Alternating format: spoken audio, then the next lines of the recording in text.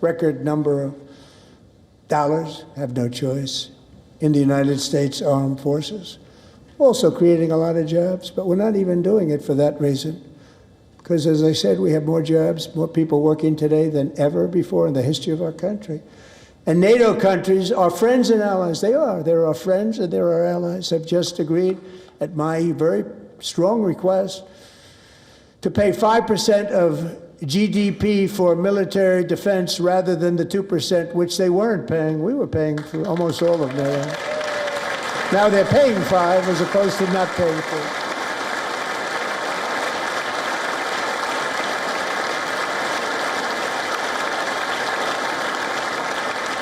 And getting that 5% was something which everyone said would never be done, could not happen. We got it really easily with one meeting. And big difference between 2% that's not paid. We were paying the freight of many of them. Very few were paid up. Now 5%, then they're paid. And everything we send over to Ukraine is sent through NATO, and they pay us in full. They pay us totally in full.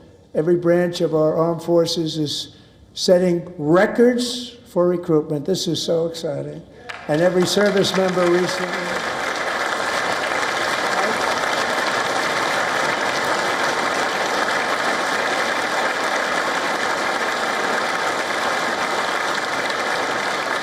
And every service member recently received a warrior dividend of $1,776.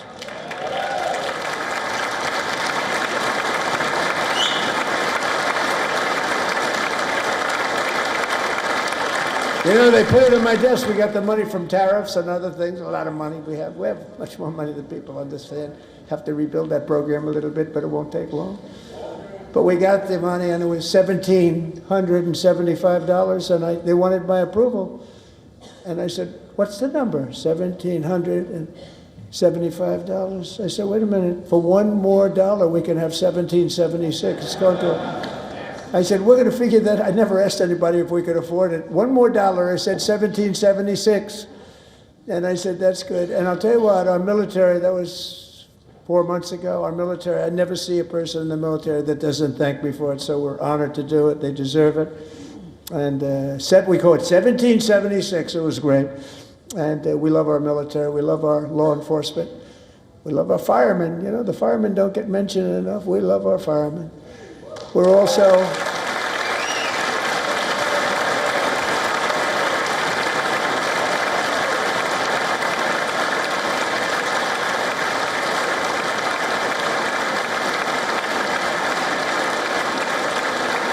restoring American security and dominance in the Western Hemisphere, acting to secure our national interests and defend our country from violence, drugs, terrorism, and foreign interference. For years, large swaths of territory in our region, including large parts of Mexico, really large parts of Mexico, have been controlled by murderous drug cartels.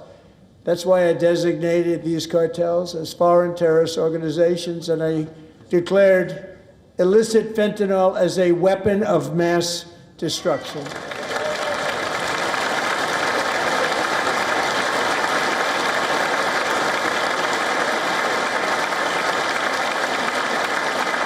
And with our new military campaign, we have stopped record amounts of drugs coming into our country and virtually stopped it completely coming in by water or sea. You probably noticed that.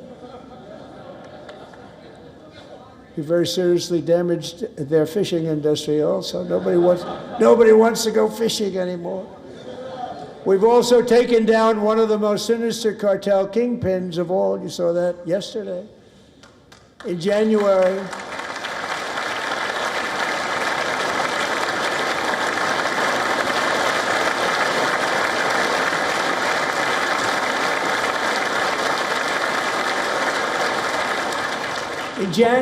elite American warriors carried out one of the most complex, spectacular feats of military competence and power in world history. No one's seen anything like it. Foreign leaders, I won't tell you who, called me and they said, very impressive, very impressive. They couldn't believe, they all watched, they saw what happened.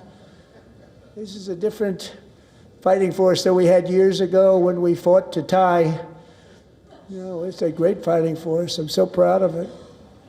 Look at Space Force. Space Force is my baby, because we did that. My baby is becoming so important.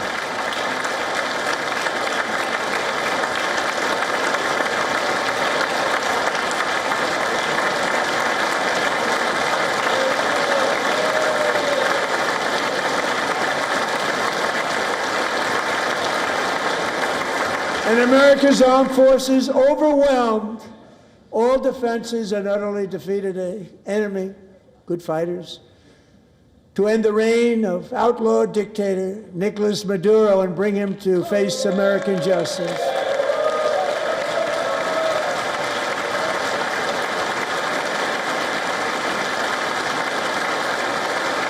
And this was an absolutely colossal victory for the security of the United States, and it also opens up a bright new beginning for the people of Venezuela.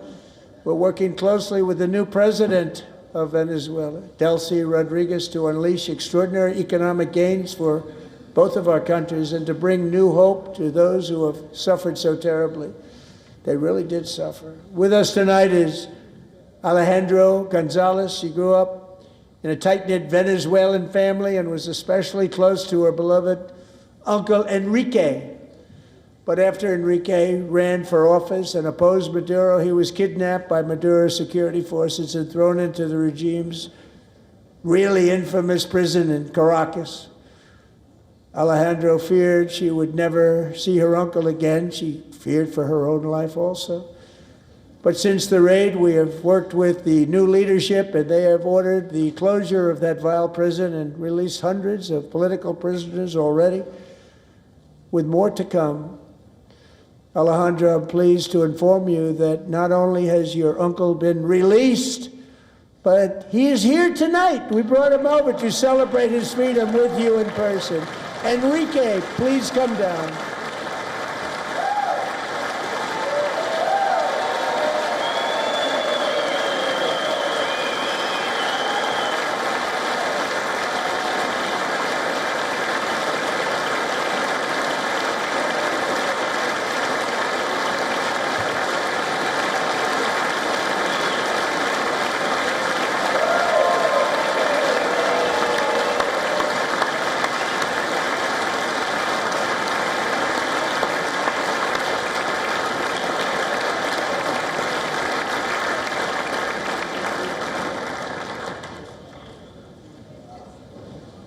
Thank you, Enrique. Have a good time.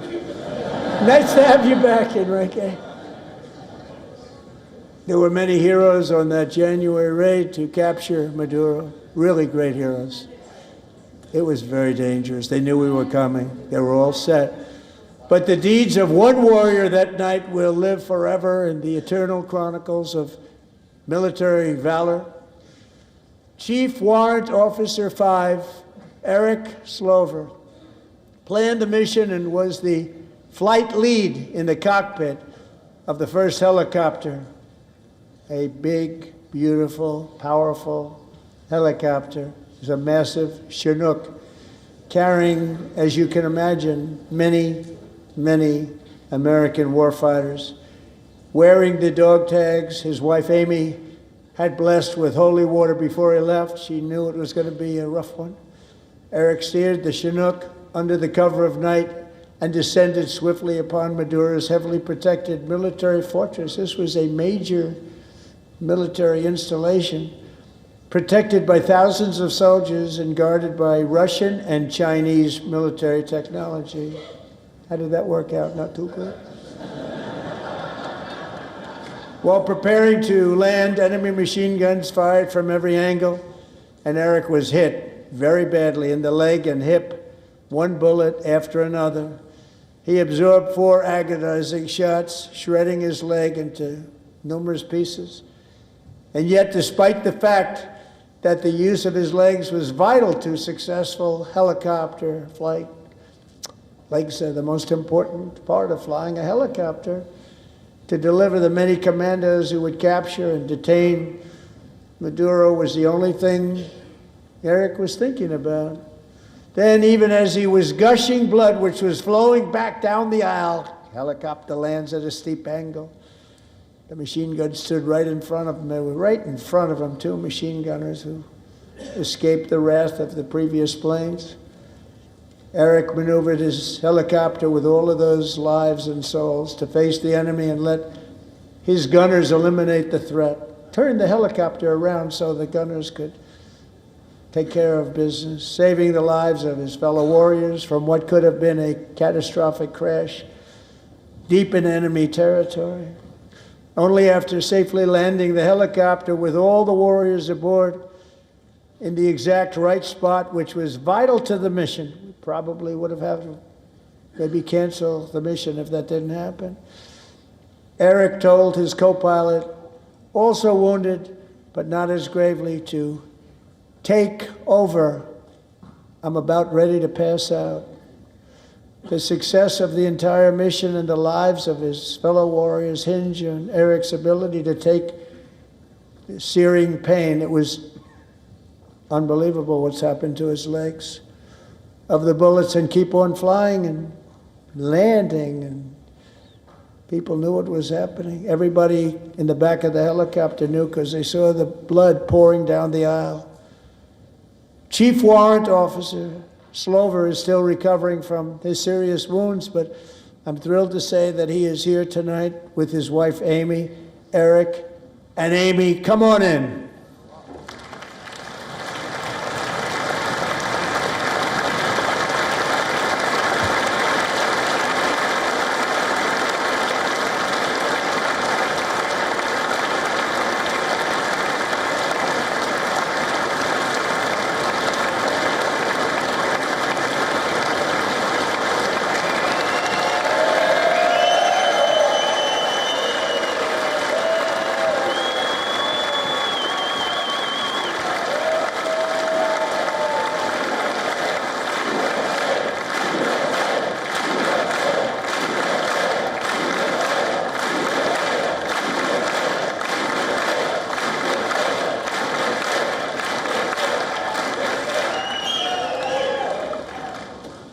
So we have a surprise for Eric and Amy.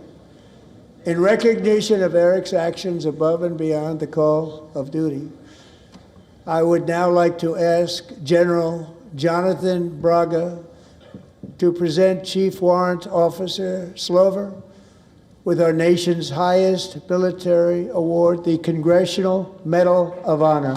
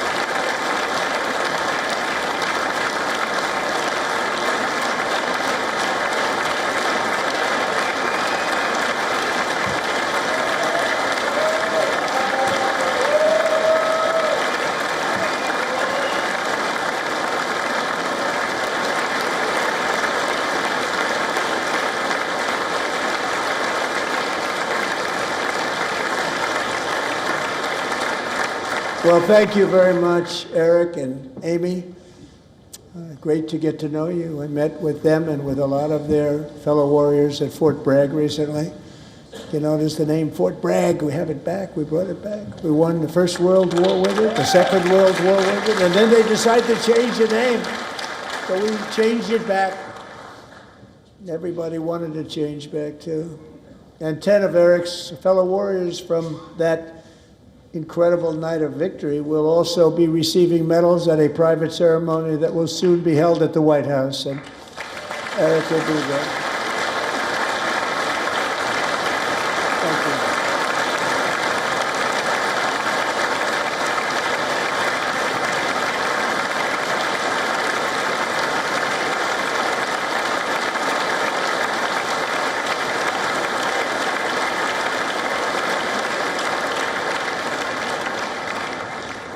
Thank you, Eric. That's a big one. Tonight we've celebrated many truly extraordinary American patriots, but there is one last living legend to honor before we go. He is one more heroic American aviator, Navy fighter pilot. Royce Williams served in World War II, Korea, Vietnam, flying more than 220 missions. In the skies over Korea in 1952, Royce was in the dogfight of a lifetime, legendary dogfight. Flying through blizzard conditions, his squadron was ambushed by 7 Soviet fighter planes. It was his first aerial combat of the war, and despite being massively outnumbered and outgunned, Royce led the takedown of 4 enemy jets and almost destroyed the others, vanquishing his adversaries while taking 263 bullets to his own plane and being seriously hurt. His story was secret for over 50 years. He didn't even want to tell his wife, but the legend grew and grew. But tonight, at 100 years old, this brave Navy captain is finally getting the recognition he deserves. He was a legend long before this evening. Royce, please stand up, and I will ask the First Lady of the United States to present Captain Royce Williams with his Congressional Medal of Honor.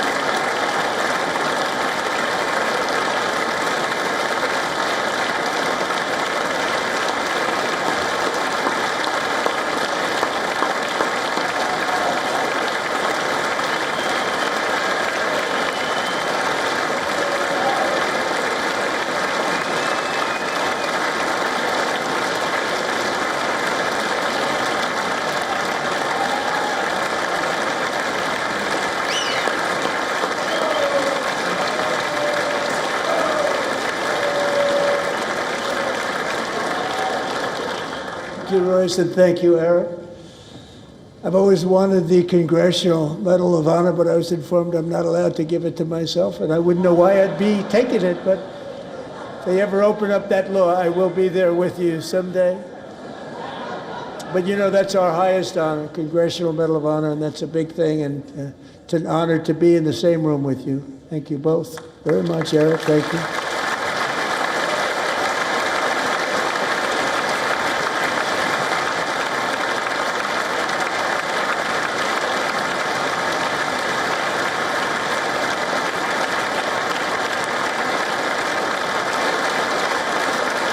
Thank you. 250 years is a long time in the life of a nation, but in another sense, it's really a mere moment in the eye of history. 2 of the gentlemen we met in the gallery this evening took their first breaths 1 century ago, 100 years before that, on July 4th, 1826, the author of the Declaration of Independence, brilliant, Thomas Jefferson, drew his last breath. Just a single long human lifespan separates the giants who declared and won our independence from the heroes who stand among us tonight. Everything our nation has done, everything we have achieved, has been the work of those few great lifetimes. In those brief chapters, Americans built this nation from 13 humble colonies into the pinnacle of human civilization and human freedom, the strongest, wealthiest, most powerful, most successful nation in all of history. Americans ventured out across the daunting and dangerous continent. We carved paths through an unforgiving wilderness, settled a boundless frontier, and tamed the beautiful but very, very dangerous Wild West. From empty marshes and wide open plains, we raised up the world's greatest cities. Together we mastered the world's mightiest industries and shattered history's monstrous tyrannies. And we liberated millions from the chains of fascism, communism, oppression, and terror. Americans lifted humanity into the skies on the wings of aluminum and steel. And then we launched mankind into the stars on rockets powered by sheer American will and unyielding American pride. We wired the globe with our ingenuity. We captivated the planet with American culture. And now we are pioneering the next great American breakthroughs that will change the entire world. All of this and so much more is the enduring legacy, unmatched glory of the hardworking patriots who built and defended this country and who still carry the hopes and freedoms on all of humanity's backs.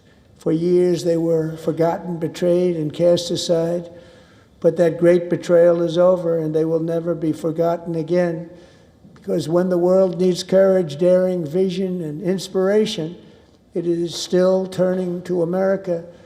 And when God needs a nation to work his miracles, he knows exactly who to ask.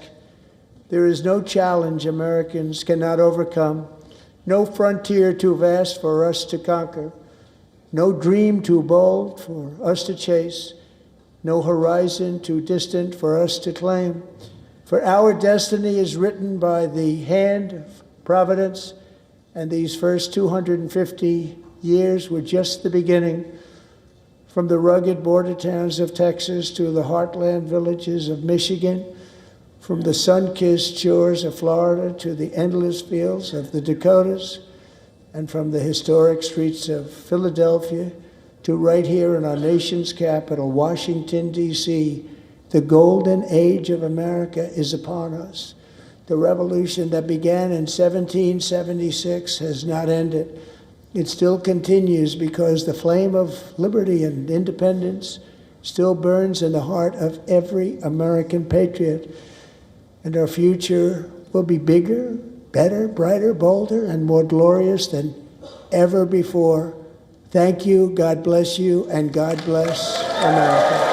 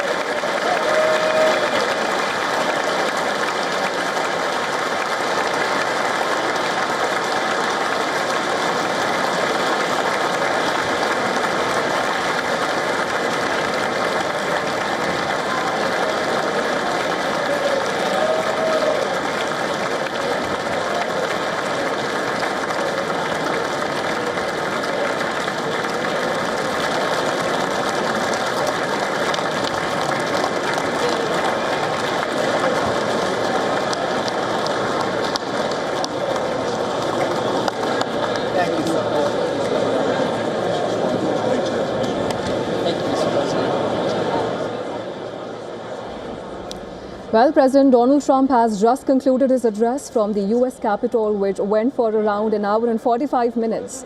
And with that, he has broken his own record of delivering the longest address to Congress, where he aimed to address some of the most pressing concerns of U.S. citizens and also the state of the economy, while generously interspersing it with individual stories of heroism national pride and also heartbreak, more so as compared with hard verifiable numbers and statistics. Well, he said the golden age of America is upon us. This is what he started and ended his address with. The address will be followed by Virginia Governor Abigail Spanberger's Democratic response. Now, Spanberger is the first female governor in Virginia's history who was elected as Virginia's governor after serving in Congress and working as a CIA officer. During his speech, Trump began by comparing the state of the nation now to before he took office. He once again said that he inherited inflation at record levels. Now, it is true that prices rose significantly during former President Biden's term in office, peaking at 9.1% in June 2022, following Russia's full-scale invasion of Ukraine. However, this was not a record, as Trump has claimed in the address. The pace of inflation has eased since Trump took office last year, and according to the Bureau of Labor Statistics, inflation was 2.4% in the 12 months to January 2026. And that is still above the 2% target set by the Federal Reserve. Apart from that, he also touched upon immigration.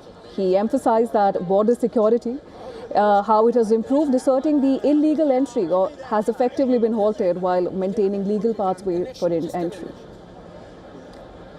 Now, the address combined a defense of the administration's policy agenda with a steady stream of personal stories and also symbolic moments, which in a way were designed to humanize his policies. Donald Trump used individual examples, be it of victims, beneficiaries, and also national symbols to translate broad political themes into emotional narratives that seem to resonate better with the masses.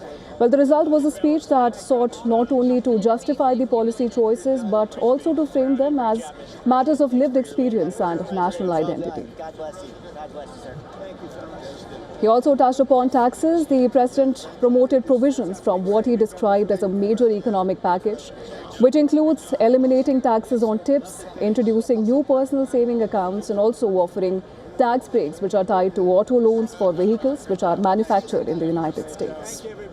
Now, notably, the president did not emphasize extending tax cuts for higher income earners, a framing that does align with the administration's focus on affordability messaging ahead of the midterm elections.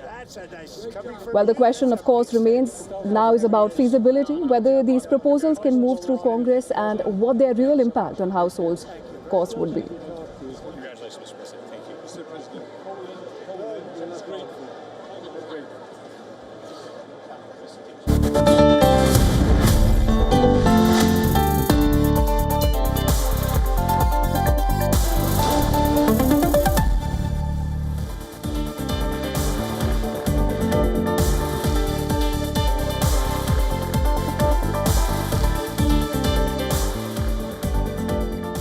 All right, and top story we're tracking for you right now is Bitcoin has rebounded to above $66,000 on Wednesday.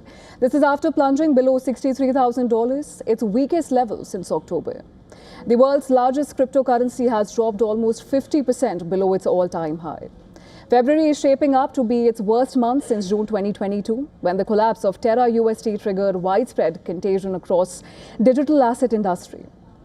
Now, prediction markets reflect the growing pessimism. Traders are assigning a 71% probability that Bitcoin falls to $55,000 before it rebounds to $84,000.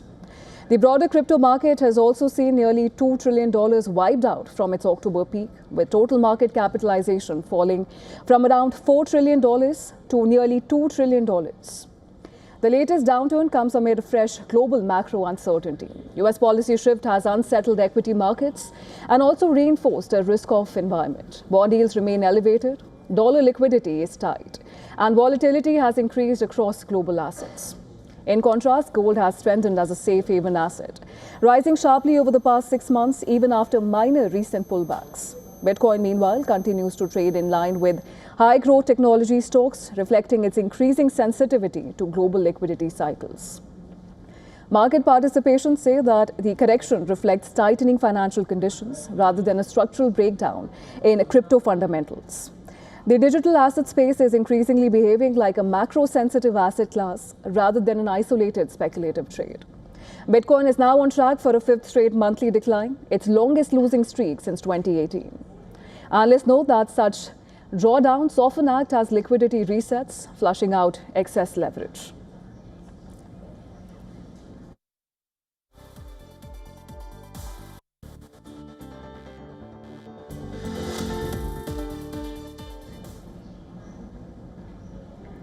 And artificial intelligence is back at the center of Wall Street's mood swing. After a brutal sell-off that erased nearly $1 trillion in market value and pushed software stocks to a 10-month low, the sector is staging a sharp rebound. Here are the 5 key developments driving AI sentiment. Take a look.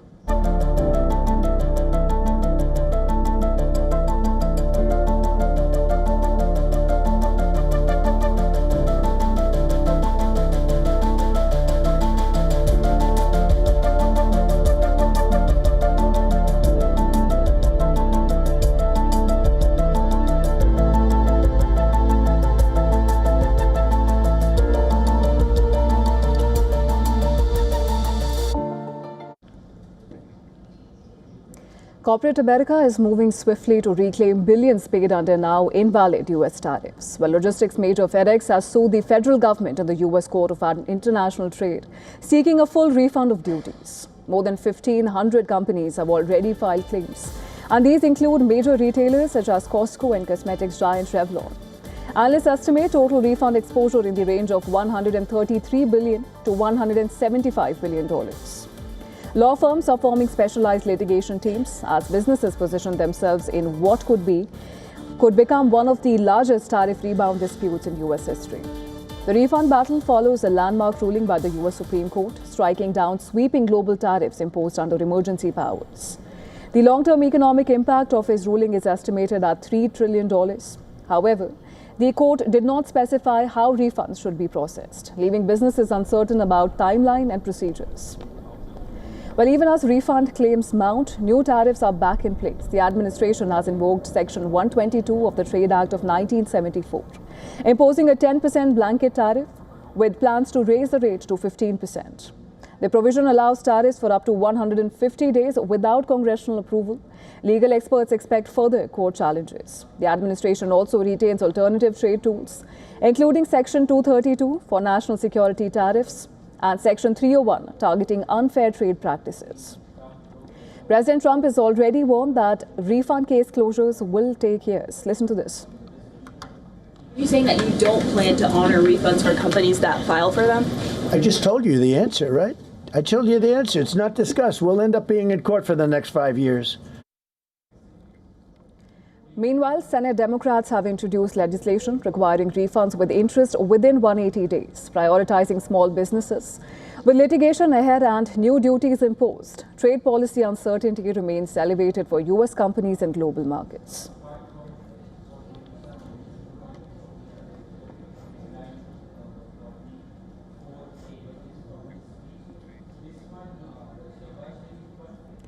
President Donald Trump's economic policies have delivered strong headlines. Strong growth here, belt tightening elsewhere. But a new review of the data shows the reality is mixed. Some campaign promises have been met, while others are slipping, and many Americans are still feeling the squeeze as midterm elections approach.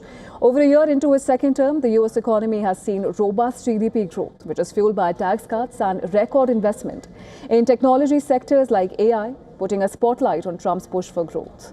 Consumer spending has also been strong, supporting broader demand, but not all of the president's economic promises have translated into broader job gains. While manufacturing output has climbed, factory employment has fallen, dimming hopes of a promised manufacturing revival. Broader jobs growth has also slowed, partly linked to tighter immigration policies that have affected labor supply. Another central plank, trade and tariffs, has delivered only partial results. Trump aimed to reduce reliance on imports and boost domestic industry. And his signature global tariffs were struck down by the U.S. Supreme Court, facing a shift to a new 15% tariff plan just to maintain revenue. The trade deficit has also meaningfully shrunk. Inflation, though lower than in the post-pandemic surge, remains stubbornly high, adding pressure on everyday Americans. Housing affordability and high borrowing costs continue to dampen middle-class optimism. This has kept some voters uneasy despite headline growth figures. Now, on the positive side, investment in AI and new technologies have drawn fresh capital into the U.S. economy. With corporate investment and innovation seen as flagships of Trump's America First growth strategy, still critics argue that the gains are concentrated in capital markets and tech hubs, not spread evenly.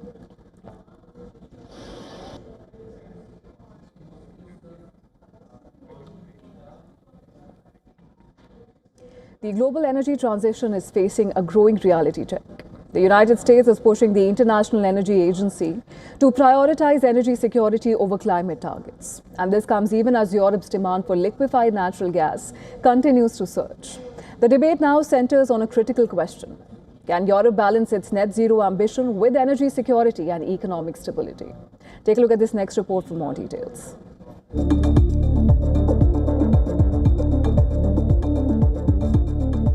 The United States is calling for a major shift in global energy policy. At the latest ministerial meeting of the International Energy Agency, US Energy Secretary urged the agency to prioritize energy security over climate targets. The push aligns with Washington's energy dominance agenda, which aims to expand oil and gas exports. With Europe as the primary destination, the US argues that current net zero scenarios underestimate real-world hydrocarbon demand, which has not declined as projected even in major climate-focused economies. Europe's demand for liquefied natural gas continues to surge following the collapse of Russian pipeline supplies, with EU gas storage near 30% and replenishment needs rising. The US has emerged as the bloc's largest LNG supplier, reinforced by a political commitment for the EU to purchase up to $750 billion in US energy over 3 years. However, new EU methane regulations requiring extensive emissions monitoring and reporting from suppliers are creating friction. Washington has labelled the rules a non-tariff trade barrier and is seeking exemptions until 2035. Major exporters including Qatar Energy have warned that they could reconsider supply. The dispute highlights a broader dilemma for Europe, balancing climate ambition with energy affordability and industrial competitiveness. Rising energy costs have been linked to deindustrialization concerns across several European economies. Increasing political pressure to ease regulatory burdens, alongside methane rules, additional EU sustainability regulations and compliance costs for global exporters.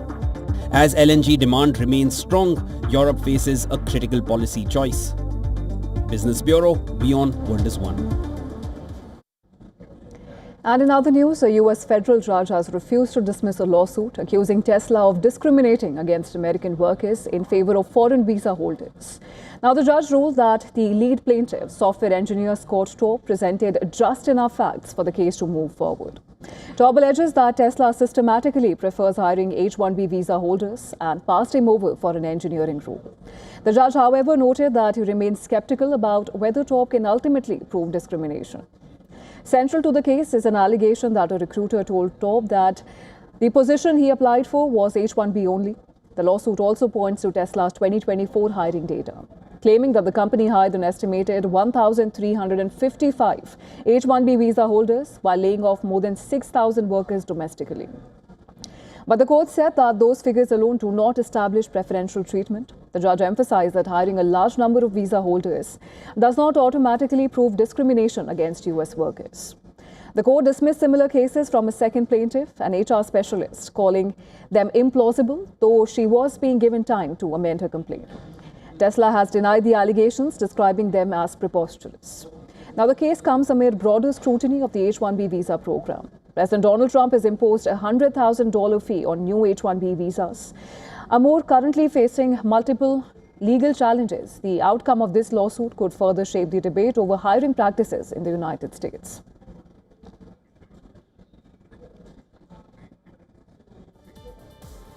And with that, it's time for us to slip into a very short break. But don't go anywhere. Coming up on the other side, Pakistan's vital rice export sector is facing a sharp downturn, with exports plunging as India's return to global markets undercuts prices and erodes Pakistan's market share.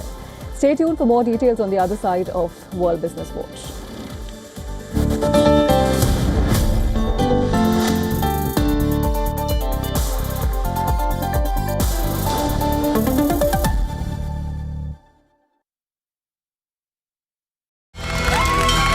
From the bustling trading floors of Wall Street to the vibrant exchanges of Asian stock markets, WION breaks it down for you to make sense of what's happening, as we reveal the key factors behind events, strategic battles, and the game-changing business decisions that shape the world. We bring you all of this and more on World Business Watch.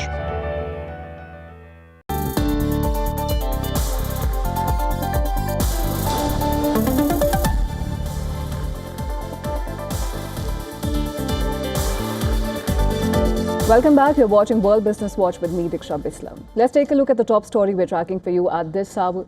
Pakistan's vital rice export sector is facing a serious downturn, plummeting the fiscal year as a major competitor re-enters the global market. Now, new data from the Pakistan Bureau of Statistics shows Pakistan's rice exports have slumped 40.5% in the first 7 months of the current fiscal year, dropping to around $1.31 billion. Now, that's a sharp contraction as compared with the same period last year.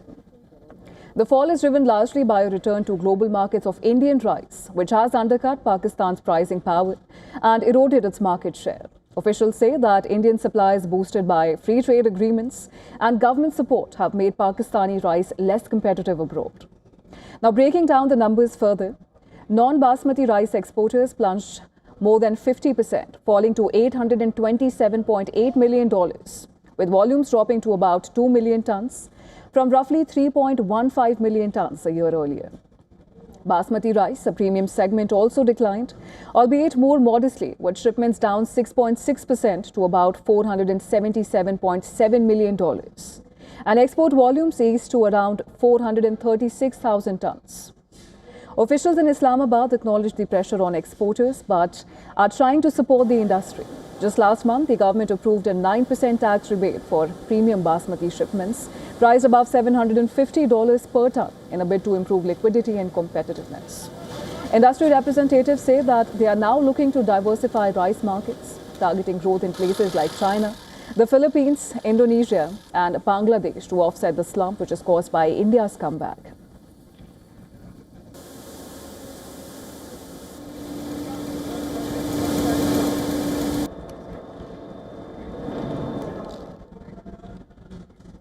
Once the biggest market for Japan's tourism industry, Chinese visitors plunged sharply, reshaping the regional travel landscape. Now, Japan has long been a top destination for Chinese tourists, a key driver of post-pandemic tourism growth.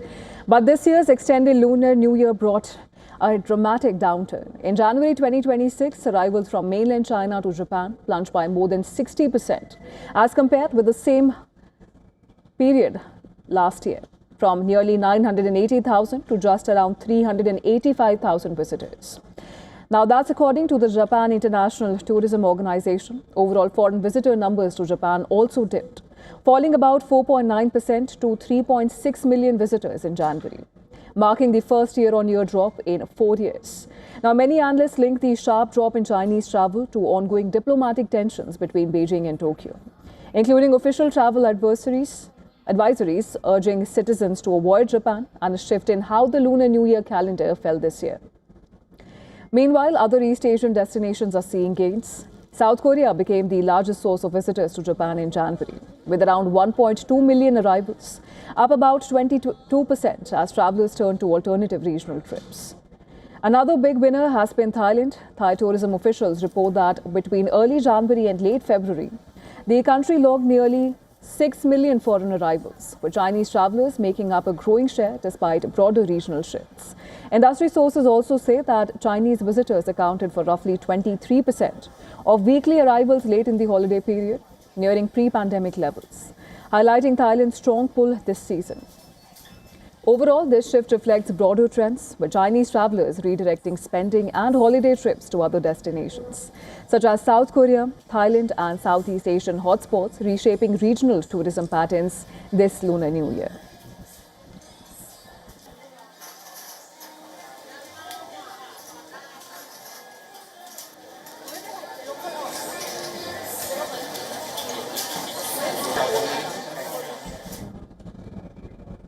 And Malaysia is stepping up its outreach to one of its fastest growing markets, India. So how is the Southeast Asian nation expanding its market, and what are its plans to attract even more Indian travelers in the year ahead? We will leave you with this report by our special correspondent, Johan Castell. Stay tuned, more news and updates will follow on the other side. You're watching Beyond World is One. As the tourism industry continues to boom in 2026, Malaysia is redefining its sector. Tourism Malaysia brought together travel trade partners, wedding planners, MICE operators, and media, all under one roof in New Delhi. The aim? To attract more Indian visitors under the Visit Malaysia Year 2026 campaign. Last year, Malaysia welcomed over 42 million international visitors, showing a 14.6% growth over the previous year. India accounted for over 1.6 million arrivals, reaffirming its rank as a dynamic, high-potential market. India is one of our main tourist arrivals to Malaysia. So last year we received about 1.5 million visitors, Indian visitors to Malaysia, and that is largely because we have a visa-free policy right now. So we are hoping to attract more and more Indian tourists coming into Malaysia and explore Malaysia.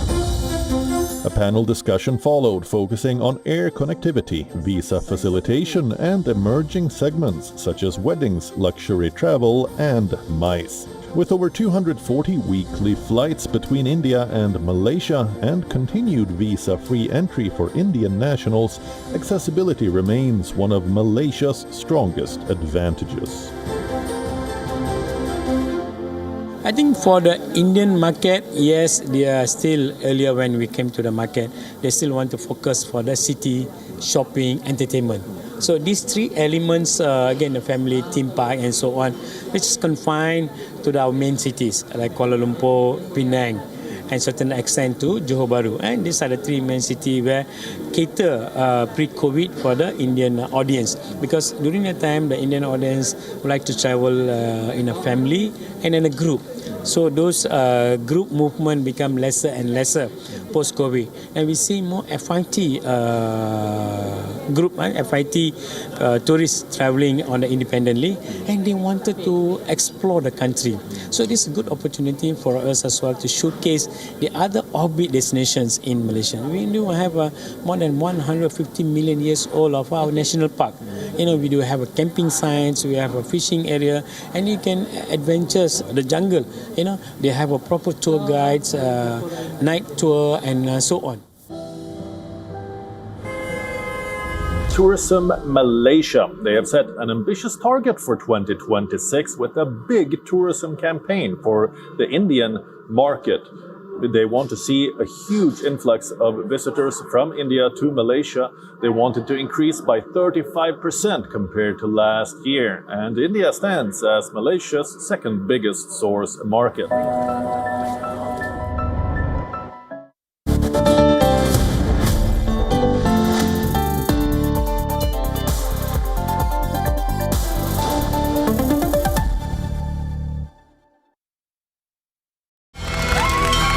From the bustling trading floors of Wall Street to the vibrant exchanges of Asian stock markets, WION breaks it down for you to make sense of what's happening, as we reveal the key factors behind events, strategic battles, and the game-changing business decisions that shape the world. We bring you all of this and more on World Business Watch. Campaigns, elections, alliances, controversies, and power play. Beyond the noise and rhetoric, no election, no ballot issue too small. Stories that analyze global and domestic politics. More than just headlines. A dedicated show with varied perspectives, expert take, citizens' voices, detailed ground reports, and in-depth coverage from political corridors of the world. This is Race to Power. Only on WION. World is one.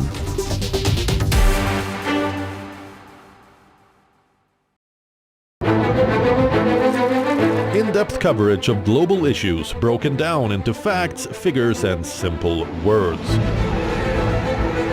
Backed with analysis from field experts who truly matter, because we believe in decoding the real picture for you. So you get a much wider and deeper understanding of stories from around the world, a 360-degree analysis.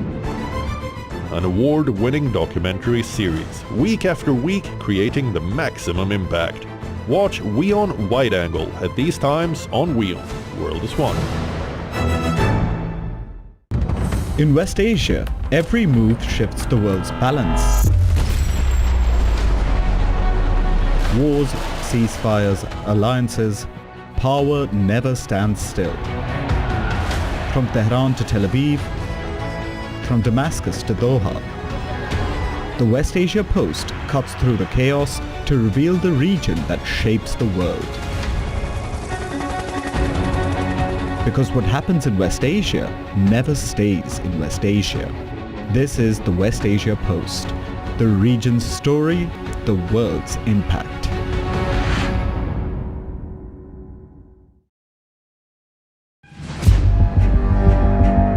Where darkness hides behind every corner. Where the truth is stranger than fiction. A show that dives deep into the stories which shock and mystify. Unsolved murders. Psychopaths who defy explanation. International war crimes. And millions swindled in financial fraud. The victims, the accused, and the sinister plot. Crime is your front row seat to darkness.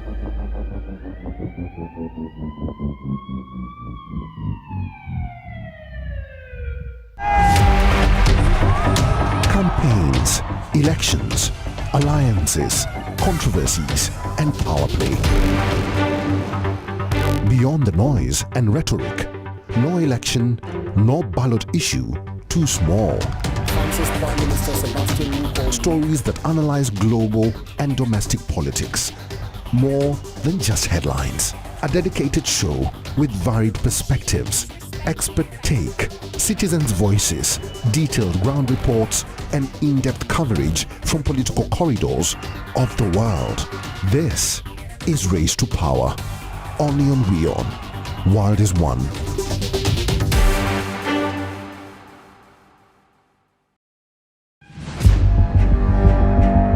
Where darkness hides behind every corner. Where the truth is stranger than fiction. A show that dives deep into the stories which shock and mystify.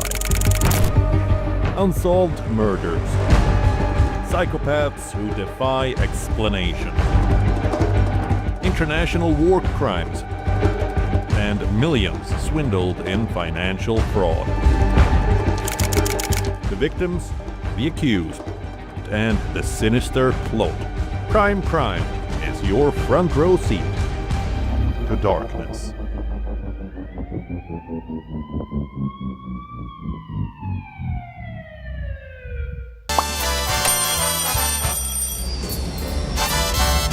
Vielleicht nur als Imposant.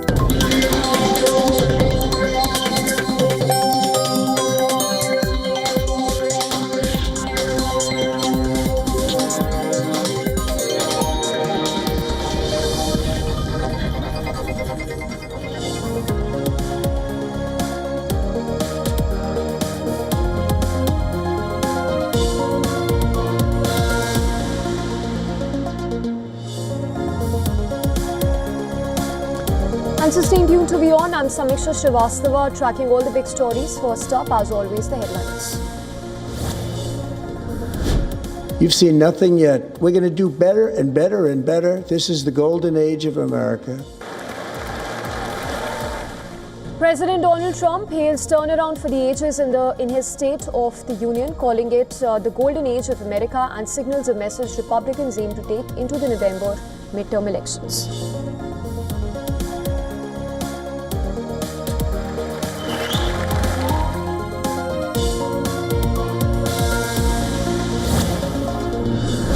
And then just 4 days ago, an unfortunate ruling from the United States Supreme Court. It just came down. It came down. Very unfortunate ruling. Thank you very much, everybody. It's really...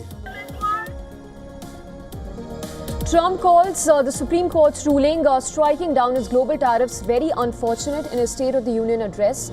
Says trading partners prefer existing deals over potentially harsher terms he could impose.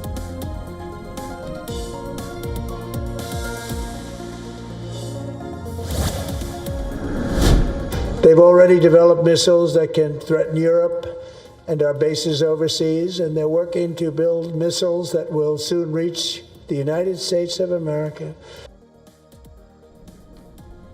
Trump claims during his address that Iran is developing long-range missiles capable of striking the United States, warns the country already possesses weapons threatening Europe and US bases abroad.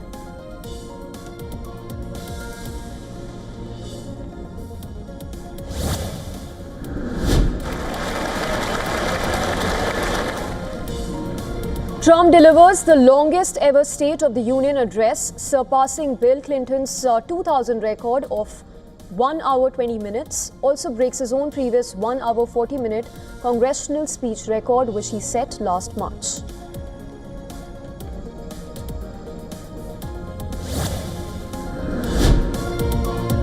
Democratic lawmaker Al Green ejected from State of the Union address after holding up a sign that read "Black people aren't apes," referencing a racist video of the Obamas posted on Trump's social media account.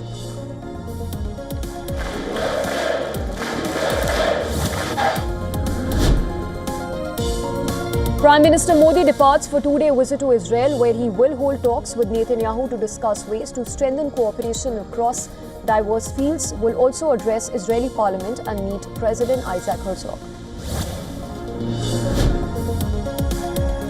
Egypt urges international community to better support Lebanon's armed forces as the country moves forward with a plan to disarm the militant group Hezbollah and bring all weapons under state control.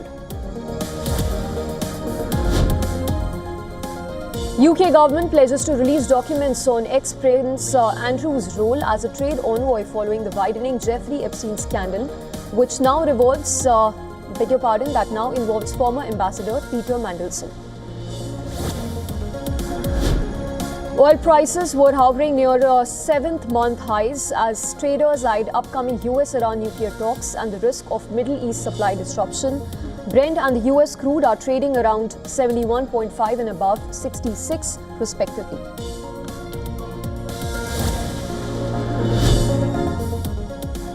Donald Trump announces US goalie Connor Hellebuck as who will receive Presidential Medal of Freedom.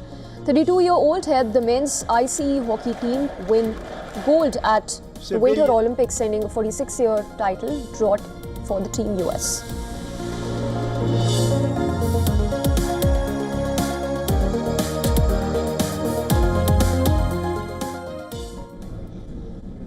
President Donald Trump delivered his State of the Union address at the US Capitol in Washington, D.C., which was also the longest ever in history.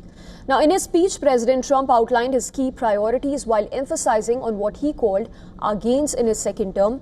In fact, he also made big claims, including his efforts to end 8 wars, which he said included the one between India and Pakistan. The US president also slammed the Supreme Court over his tariff ruling and defended his hardline immigration and